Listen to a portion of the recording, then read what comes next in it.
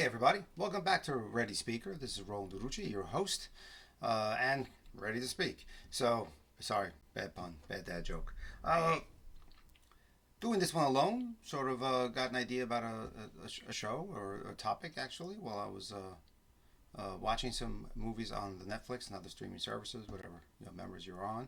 And as I'm sitting there trying to figure out what to watch, and it just seems with this being recorded in November, so we're at the end of Halloween, so there's a lot of horror flicks, some action flicks, I guess, and some prestige films that are coming out, just so they get in play for the Oscars or whatever other awards are given out. I was really thinking about romantic comedies because I watched Ticket to Paradise with Julia Roberts recently, and I think there was in Salon or Slate magazine. There was a thing of why that works for Julia Roberts with George Clooney, and why they're the to go to couple right now in romantic comedy. And I don't know if that's true. I don't know if that's true. I have to look that up. Let me see one second who wrote that. I think it's Salon. It could be Slate. It could be The Atlantic actually. I read all those sort of things. Jesus, there's so much crap out there to look at. But I don't know. I read it somewhere, and it was a quick read. It was saying the chemistry between George Clooney and Julie Roberts is really the equality of it is what makes that film work. I kind of disagree. I'm probably going against the grain here. I'm not a huge fan of Julia Roberts. I've seen a lot of her stuff, and looking at IMDb, she's in a lot of stuff here. I think she's in around 68 or high 60s for her films. Producers also a long list, director, and everything like that. I mean, she's been in a lot of stuff. She's been around forever. I remember her growing up, and her and the romantic comedy sort of field. I mean, it's an okay film.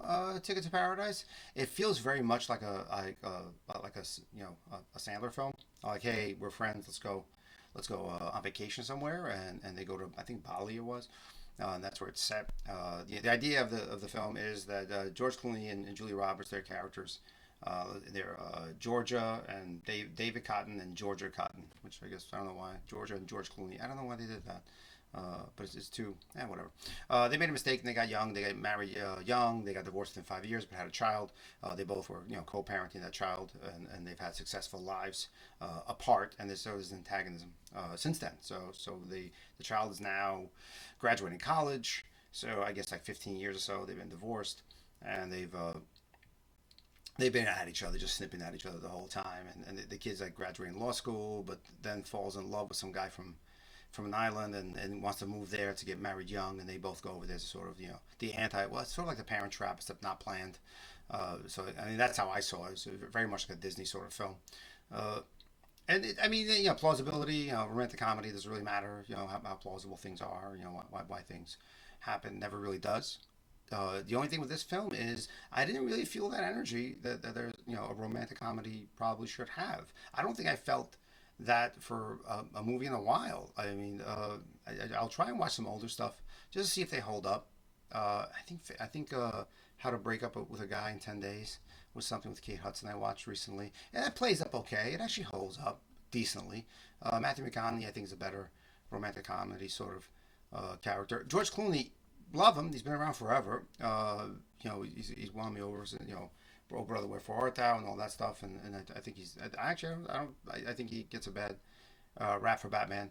I think he really probably from Dusk to Dawn he was the perfect. That character should have been the Batman, but that's my own thing. I think he just it went off the rails. But he's always done really really good stuff, and he's kind of interesting, and he's the everyday guy. So I can see why he works for a romantic comedy. Or at least why he's cast, and people appreciate that. They like that everyday guy. He's good looking enough. Some women would think he's very good looking. I think he's a very good looking man, and he has a comfort level of the way he speaks and where he stands in the story. And I think that's really worthwhile. And I think the best part in that film actually is they do a scene where they're drunk and they're doing like karaoke or singing and dancing, and I felt like that's when they were just being themselves and they were just sort of letting loose, and that was the sincerest part of that movie. Everything else felt kind of forced. Didn't really feel super sincere. I'll say Julia Roberts' character has a boyfriend that she's enamored with, who supposedly they have great sex with. That's what she brings that up a few times. I just don't. I don't see why uh, the story moves along sort of. The child, I think it's Ariel Carver O'Neill. I think that's what she who's the kid in this, who plays the kid. I'm trying to figure out who it is here. Hold on a second. Let me see. I think that's it. Or no, it's Caitlin Dever, who's in some stuff right now. I think I saw her also in a like a Shakespeare play on Shakespeare thing. And in all honesty, she's not very good. I hate saying that. I hate like just riffing on people and saying, hey, what you doing? But I didn't really feel like they were a family. Like I know Julia Roberts and George Clooney know each other. I just didn't feel like they knew the daughter that well, and it was kind of like a pissy sort of a character. I'm not really sure why. She was part of that. It just didn't really feel right. She didn't really look like them. Not to go too much into genetics, but I mean she's mad short compared to those two, and it just didn't feel structure wise she sort of fit in that family. I know it's a weird thing to she's on in like an island. She didn't even tan at all. At all. Like, so her parents go meet her after she's been there a little bit with her man, and he's showing her all traditions of the islands and everything. And they just didn't, she didn't tan. I mean, you got to tan. It is Bali. Yeah, I'm just going to IMDb page. You got to tan. I mean, you got to get some sun. I mean, that's kind of silly. I know for the movie you don't want tan, but then go in tanned. Just go in tan. That'd be good for you. So, and what I generally like to do with these sort of chats, and my mind going forward, moving, is comparing it to another film that sort of came out recently, also straight to streaming, just like Ticket to Paradise, and that was what is it? It was Sandra Bullock. Uh, let's see, and that's what was that movie here? So hold on a second. I got the name right here. It's The Lost City, where Sandra Bullock plays a author of a romance novel, and she writes novels, and she wants to get away from it. It was who the hell is this guy? And what's her co-star in this one? And that's Channing Tatum, who I'm not a fan of either. He's sort of, I know it sounds weird. A lot of people love him, especially in the Magic Mike franchise. But he sort of looks like Matt Damon, except his face is scrunched up and put into the Channing Tatum head. So I don't know if that makes sense to you, but like that's sort of how I see him, like a scrunchy face, like that, over his head. Like, so the head's the same size, and then it scrunches. Wasn't a great romantic comedy. Play a dumb guy, sort of the dumb jock, who happens to be a male model for the covers of the books, and he doesn't really know what to do, but he feels a connection with Sandra Bullock's character, Loretta Sage, and I think his name is just Alan. I don't know if they gave him even a last name, but she's Loretta Sage, and it just felt sort of weird. Like, hey, let's just get a romantic comedy out. Sandra Bullock's is the name. She's 50 plus credits. A lot of them are romantic comedies. I'm not gonna say all of them. I don't think for either one. I mean, they've both done dramatic pieces. I like Sandra Bullock's delivery more than most actors out there. I think she has a naturalness to her, and sort of an effortlessness to deliver her frustration. But I think again, they're trying to be with both these films like, hey, Sandra, to be the flustered person who talks a lot and sort of then finally gets to see the reality of the guy next to her. I think that's been played before. Julia Roberts, just do a big laugh at some point. You got to do a big laugh because you're known for the big laugh. I just don't. I think romantic comedy's dead. I mean, it's been a while since I've seen a really good one. I don't know if anybody's really right. I was going to watch Bros, which just came out, hoping maybe that might be good. Just didn't get a chance to finish it. Just started a little bit, but I think the romantic comedy is a dead genre right now. I haven't really seen anything in the movie world that would point me in the other direction. That hey, it's a resurgence or it's coming back. Maybe they're not the right people. I mean, you would think Zac Efron would be great for romantic comedies. I think we should get away from the older men. I don't want to go too young because I kind of don't like a lot of the films, or at least they never did. The kids were like 16, or they're played by 30-year-olds, but they're playing like high school kids, and it always read weird to me. I do appreciate that Julia Roberts and George Clooney are very similar in age. Now, Sandra Bullock and Channing Tatum, I think also, or at least it's not the usual 75-year-old guy with a little dye job and it's 24-year-old woman. Thank God that's not happening. So I appreciate that where this is going, both films felt a little bit like again, like the Sandler thing of like, hey, let's make a movie. More so with Ticket to Paradise. So let's make a movie with our friends and let's go on vacation and it'll be awesome and everybody will like it and everybody will be happy. Uh, and we all got paid. So everybody's got to get paid. I just don't know if those are the right stories. I don't know if they're the right stories to be acted in or written, or I mean, people, writers get paid. But I think there's better stories out there for romance. I think there's better stories out there for comedy, and showing things in reality. I think that's what's, I'm talking so fast. That's what's missing with a lot of this stuff. Is that great comedy, from my experience, great comedy is based on reality. That's a rule of comedy. You always have to be true. When you're true, it's funny. When you're not true, it's forced and it's fake and it's you looking for the punchline.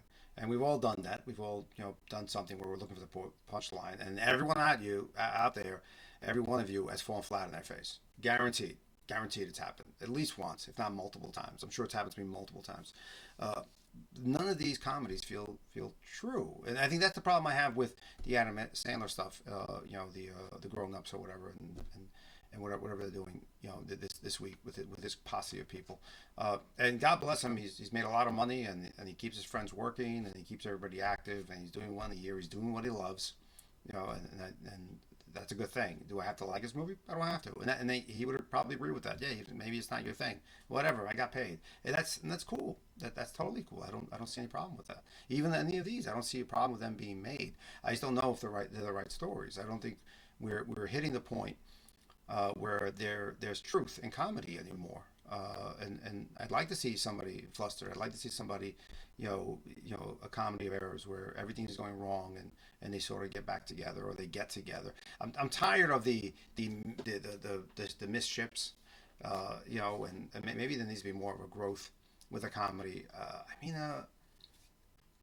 You would like to see somebody a little awkward, on both genders, or any gender, it doesn't matter, and see them really struggle through the rose-colored glasses stage, and then try and fix where they are to really see where they are, and that can be very funny. I mean, there's lots of things that have happened to people, and the writers are pulling from their memories and stuff like that, and maybe there should be, something with the actors pulling in. I think we need to explore some more not unique settings, but more true settings of romance and how funny they can be. I mean, there are moments when people do some really really funny things in their life, and it's just natural stuff between two or three people in the room, and it just happens. It just happens, and it's really funny. And it could be an off color joke. It could be a lot of things. It can be a little blue joke. It's not say off color, but like a little blue joke, and that works well. That works very well with comedy. It's sort of making people feel awkward and making people. I'll tell you. You know what's funny? Like you have a Peacemaker, which is a TV show with John Cena, and the female. Actually, let me see her name again here. I'm sorry. I'm just but that's a funny bit, and it rings true. There's and it's a funny bit, and let me see if I can see who the actress is in there. She just married James Gunn, so which is kind of cool. Let's see. Daughter. No, that's not her. Jennifer. Yeah, Jennifer Holland as Amelia Harcourt.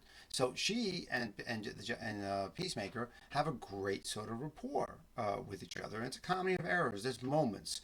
So that worked sort of almost as a romantic comedy, or parts of it are a romantic comedy where they're sort of fighting that tension, fighting that desire to hook up and feel like they're together.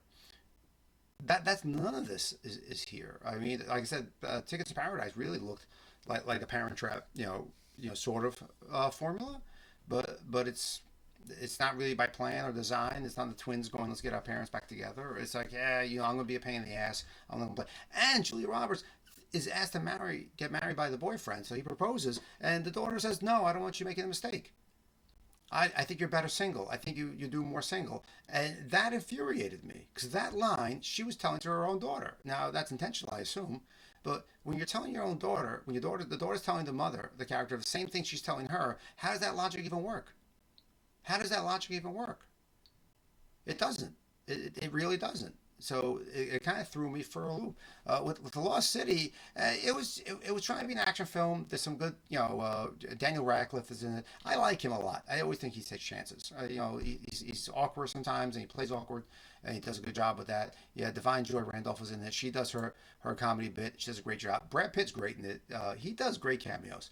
I recently watched him in I think Bullet Train, and I'll probably say I will do a show arguing that he does great cameos. He is like one of the best cameo guys there is because he's committed to the cameo. He does his very sort of outlandish, goofy characters, and I think it's actually really good.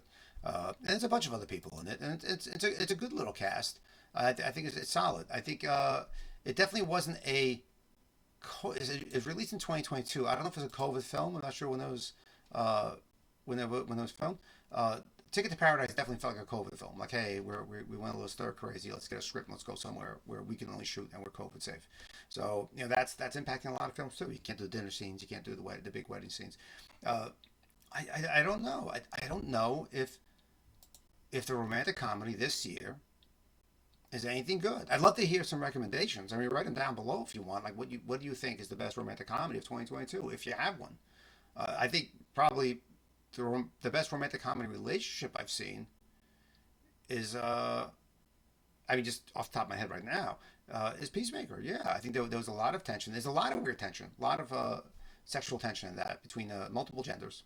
So you got guy, girl, whatever. It's all moving around, and there's a lot of comedy there with truths involved, and I think that's what plays that series so well. To where if they're broken, they're really broken, and I think I don't know if anybody was really broken here. It was just bad timing, I guess. I don't know. The book thing, it just seemed a little bit like a little forced with the Lost City and her being a diva and wanting to be better. And I think that's a common a tropey sort of thing. Like, why am I writing, schlock when I should be writing, other things, and I want to write bigger things. I don't want to be known for this. But, baby, if it pays the bills, trust me, that's why you're doing that kind of film. It's sort of the anti-message of what the film is. So you're doing the film because you're known for romantic comedies. So people want to see you in that, I guess.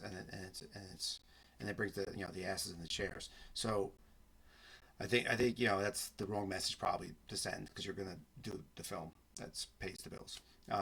Ticket to Paradise, I just didn't feel that it was really a connection. Again, the daughter I didn't really get. I've seen her, one other movie that Shakespeare played. Don't get her in that either. Uh, one of my peeves with films is they're the two people, they're professionals that sort of excel in everything, have a lot of free time, which is AP. I wish they would show a film of people struggling not to get fired and maybe taking a leave of absence, but not just like going to an island and say I'm out of here, and they know they're going to have money coming in because that's not the way the real world works. Maybe that's part of the problem for me is that it just feels detached, so detached from reality that it's not even a fairy tale. I'll take a fairy tale. I will take a fairy tale, and there are fairy tale movies out there, and they're written that way, even though they're set in modern times. They're written as fairy tales. Neither one of these is a fairy tale movie. So maybe we have to go back to romantic comedies as fairy tales, and they are really, if you really think about it, is that one kiss, that perfect snow, the passing by, two ships, and they get that glance and it pops, or the mother who knows, or the aunt, or the matchmaker who knows what to do, or I mean, there's a lot of little things that aren't hallmark moments, but they are fairy tales. Romantic comedies are, to me, by structure, fairy tales. It's about the prince and the princess coming together. That's what they are, for me. For me. So has that failed? Has that vanished? I really would love to see a good one. I think they make me laugh. Looking at some older ones, I don't know if you have these power couples that are really, they were saying that the article was saying that George Clooney and Julia Roberts are because he plays with her quality. But I think that's really on his part of being able to be equals with anyone he's on screen with, and he does the same thing for every actor he's with. So I don't think it's unique to Julia Roberts. I actually don't like her in Ocean's 11. I mean, again, people are going to hate me below. I don't get it. I don't get why you would chase a woman who's been sleeping with another man, while you're in prison. Forget about it. Why would you chase after her and then want her back and be surprised that her new man would pick the money, millions of dollars, and his life over her. I just think it's the worst part of that film. I love the film. I watch it all the time. I just zone out with it. I just don't see the logic of her saying, "God damn it, you should have picked me over millions." Actually, most people would pick the millions over them. Don't do a prenup, Julia, and see what happens. So that's, I mean yeah, yeah. You would pick the money and say no. Don't say, hey, don't worry about it. Take my money. I just want to have love. Doesn't work that way. So again, not based really for me in reality, but great movie. Ocean's 11. Watched Ocean's 12. No, I think I watched Ocean's 13 as well recently, just to watch them. Just say I watched them. I like George Clooney. I like Brad Pitt. Brad Pitt probably more. I think he just got this temperament that's a very relaxing when he does stuff. So I do appreciate him. I think he's got to be better as an actor, and I think he's probably shown more growth out of all of the I know tangent out of all the Ocean's 11 cast, including Julia Roberts. I haven't seen the growth that you would think. You know, I don't know.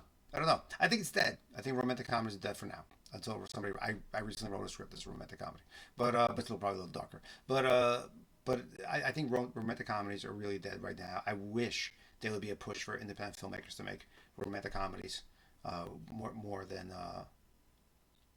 Vengeance, which is a horror film that came out. It's sort of like a romantic comedy. Watch it if you can. This is 2022. That's when this thing is airing. It's out there. You can find it. It's actually pretty good.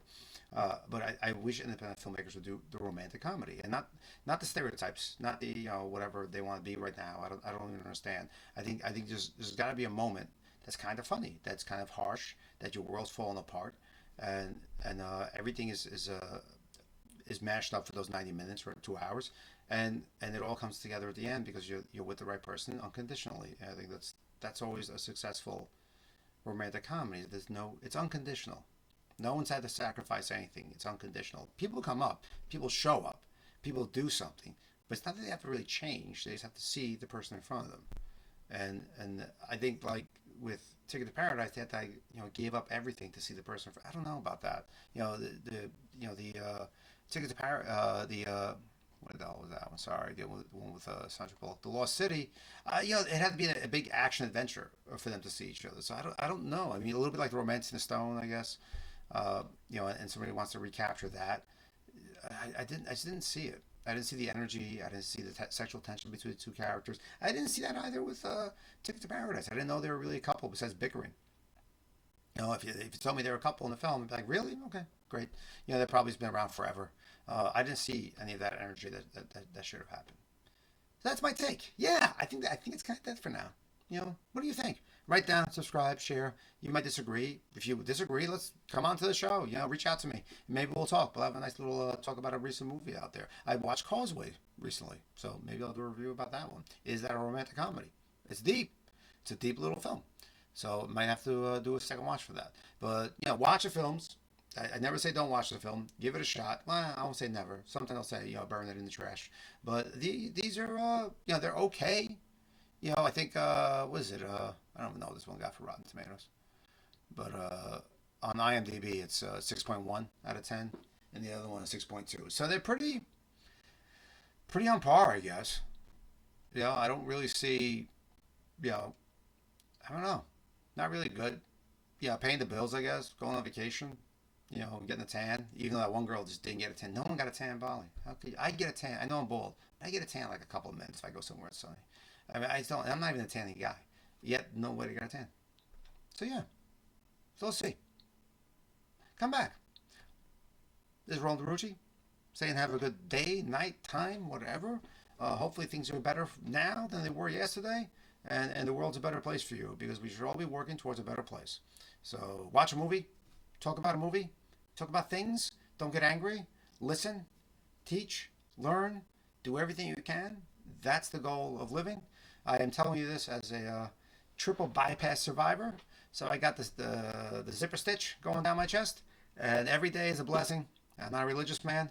But when I go to sleep, I know it might end. When I wake up, I'm happy. So thank you all. Talk soon.